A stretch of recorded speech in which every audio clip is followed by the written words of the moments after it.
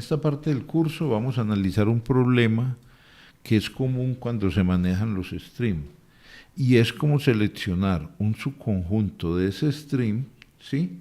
De tal manera que podamos estudiar el comportamiento de la cadena completa. O sea, cómo sacar una muestra.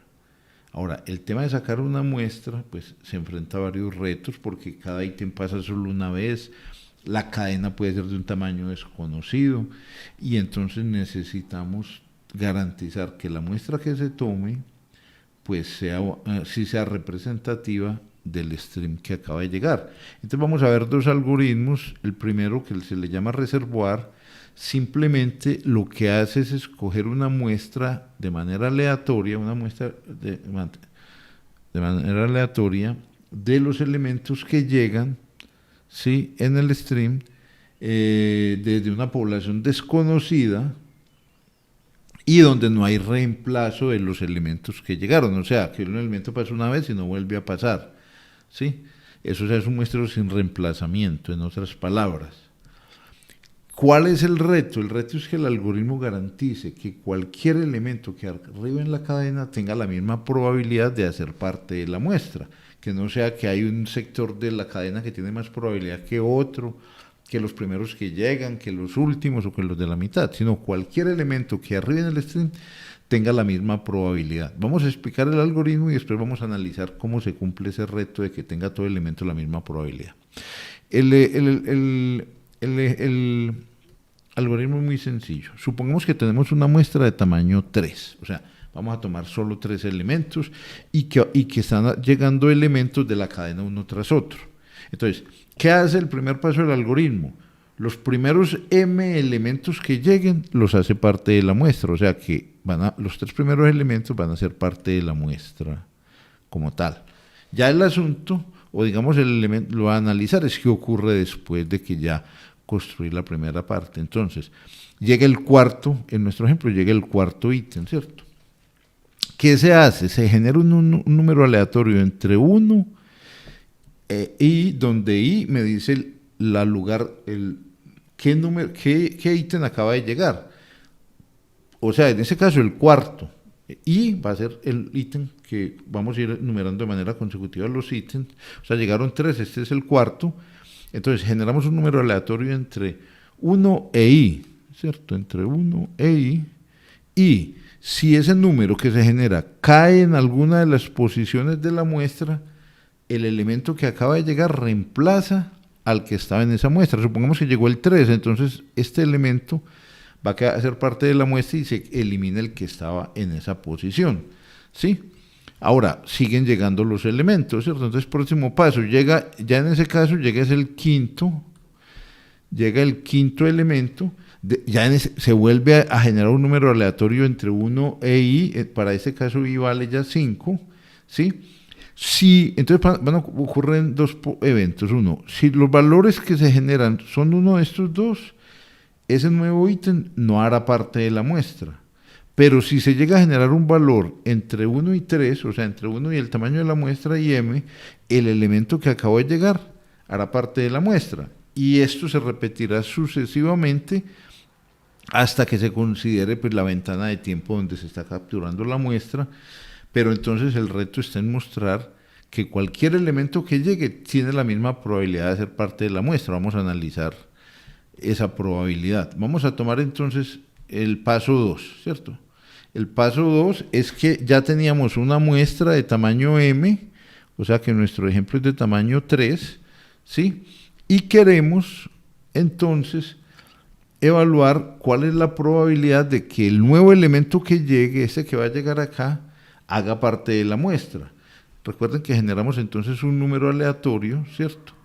Entre 1 e i, ¿sí? O sea, entre 1 e i, y habrá cuántas posibilidades de éxito hay, o sea, cuántas posibilidades tiene de que ese elemento haga parte de la muestra m, y cuántos son los casos posibles, es i. Entonces, la probabilidad de que el elemento que acabó de llegar haga parte de la muestra, o sea, vamos a llamar ese elemento a sub i, la probabilidad de que ese elemento a sub i haga parte de la muestra va a ser m sobre i, ¿sí? De ahora en adelante vamos a seguir llamando ese elemento K. O sea, tenemos un elemento K que hace parte de la muestra, ¿cierto? Ahora, los elementos siguen llegando, entonces vamos a analizar en el próximo paso cuál es la probabilidad de que ese elemento K que hace parte de la muestra permanezca en la muestra, ¿sí?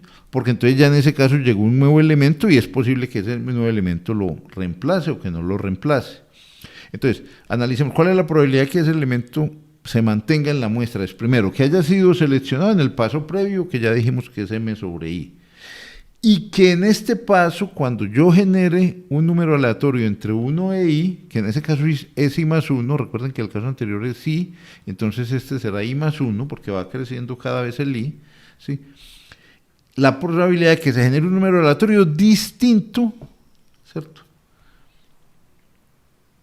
O sea, distinto a esta posición, que es la que yo quiero mantener en la muestra. O sea, que en ese caso, ¿cuántas posibilidades de éxito hay? I, porque hay I más una posiciones, pero si se generan cualquiera de las otras I posiciones, o sea, la diferente a donde está K, K permanecerá en la muestra.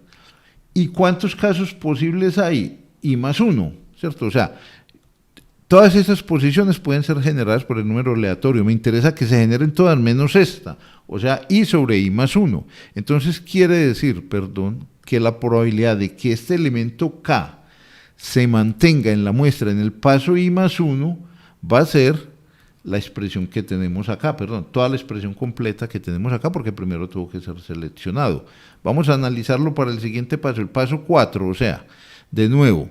Entonces recuerden que se genera un número aleatorio entre I1 e I más 2, porque ya hay un elemento más que acaba de llegar, ¿cierto? ¿Cuál es la probabilidad de que este K permanezca acá en la muestra? O sea, que no salga, es que salga cualquiera de los valores diferentes a la posición que ocupa acá en la muestra, que en este caso es 3. Entonces, la probabilidad completa va a ser, primero, que hubiese sido seleccionado en el paso donde fue seleccionado, que en el paso previo, que ya lo calculamos, no se retire de la muestra, y que en el paso actual tampoco se retire de la muestra. ¿Cuántos posibles valores se pueden generar? I más 2. De ellos me interesa que queden cualquiera de los I más 1, pero diferentes al sitio donde está en ese momento K, que es el que estoy tratando de conservar en la muestra. Entonces esta es la probabilidad de que este elemento K en el paso I más 2 permanezca en la muestra. Ese análisis se puede generalizar entonces ya para el caso M, cuando ya llevamos M pasos, ¿sí? O sea, que ya en este momento ya este es el enésimo ítem, ¿sí? El que va a llegar es el enésimo, ha llegado 1, 2, 3, 4, entonces ¿cuál es la probabilidad de que este K se conserve en la muestra?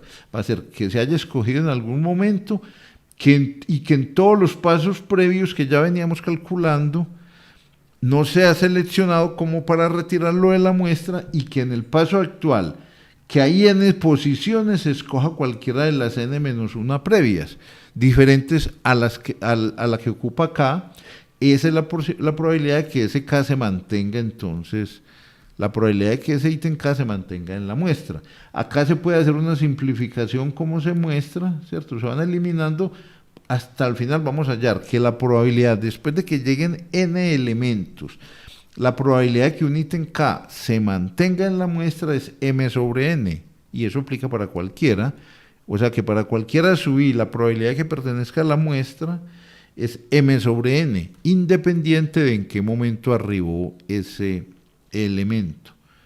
Entonces ya con eso queda pues demostrado que este algoritmo sí me garantiza que todo elemento tenga la misma probabilidad de ser seleccionado. Ahora, esto es para el caso de un muestreo aleatorio simple sin reemplazamiento, pero hay otro tipo de problemas que también necesitan muestras, y en eso hay que ser muy cuidadoso cuál es el tipo de problemas. Vamos a ejemplificar otro caso con un caso de uso muy específico. Supongamos que en la cadena, cada elemento de la cadena tiene esta estructura, es un usuario y la consulta que hizo, o sea, el video que vio, el producto que compró, que sabemos, pero es un usuario y algún valor cualquiera que en el ejemplo van a ser las consultas que él ha hecho sobre es clave valor, ¿cierto? O sea, que esto tiene una estructura en general. Hablando en general, podríamos decir que cada entrada tiene una estructura clave valor, valor es cualquier cosa. En nuestro ejemplo van a ser usuarios y consultas que han hecho los usuarios. Entonces a mí me dicen, bueno, yo quiero una muestra, si yo tengo B usuarios potenciales, si yo tengo B usuarios, yo tengo B usuarios, yo quiero una fracción de esos usuarios, ¿sí? Como para la muestra, o sea, yo quiero una quinta parte, yo quiero una décima parte de los usuarios. En un periodo de tiempo, por ejemplo, yo quiero sacar una décima parte de los usuarios que llegan a la plataforma para estudiar el comportamiento típico de esos usuarios. Entonces a mí no me sirve sino coger todas las ocurrencias del mismo usuario en ese periodo de tiempo de los usuarios que yo seleccione, ¿sí? Ya no es como lo veníamos haciendo con el reservoir. Entonces hay un algoritmo que me garantiza eso. ¿En qué consiste el algoritmo? Mire, yo creo una tabla Hatch, ¿de qué tamaño? Un tamaño que puede ser igual o mayor al número de potenciales individuos, o sea, de claves que existan, en ese caso de usuarios, ¿sí? Y cada que llegue un usuario le aplica, bueno, y define un umbral. Ese umbral, en principio, podría ser el mismo tamaño de la tabla hash, pero vamos a tomarlo en cualquier punto. Yo defino un umbral acá, ¿cierto? Entonces, ¿qué hago? Cuando llegue un usuario, yo le aplico la función aleatoria. Esa función aleatoria me lo va a ubicar en cualesquiera de estas cubetas.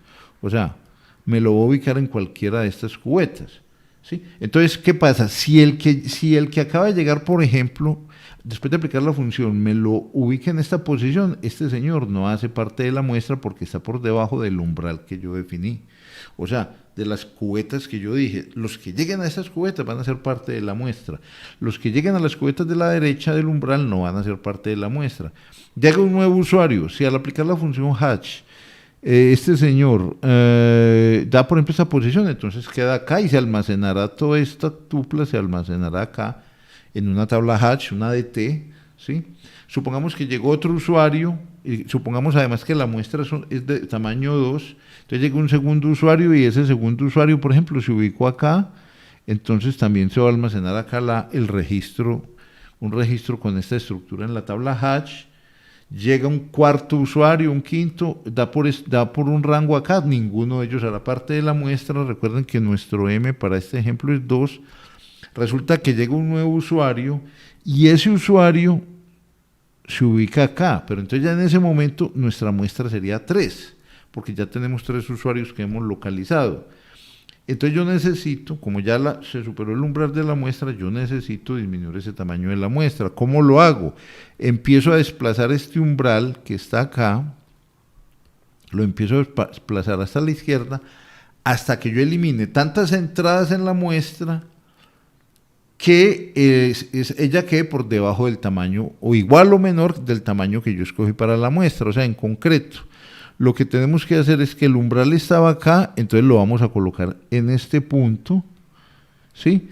Y vamos a eliminar los elementos que hayan acá, pero como no hay ningún usuario se acomodó allí, la muestra no mermó de tamaño realmente. Entonces, ¿qué tengo que hacer? De nuevo, mover el umbral, vamos a borrar esto para que quede más claro, de nuevo mover el umbral aquí a la izquierda, ya en este caso el umbral sería este, pero ya para este caso, aquí ya había un individuo, o sea, un usuario que sea parte de la muestra, ya como quedó a la derecha del umbral, va a quedar por fuera de la muestra. O sea que en ese caso la nueva muestra van a ser 2 y seguiremos recibiendo usuarios y se seguirá aplicando la misma lógica que acabo de explicar, de tal manera que al final yo voy a tener aquí en estas posiciones, en estas cubetas, voy a tener los usuarios que seleccioné para la muestra y todas las ocurrencias que hubiesen llegado a esos usuarios les almacenaré en la respectiva cubeta donde el usuario fue asignado por la función hash.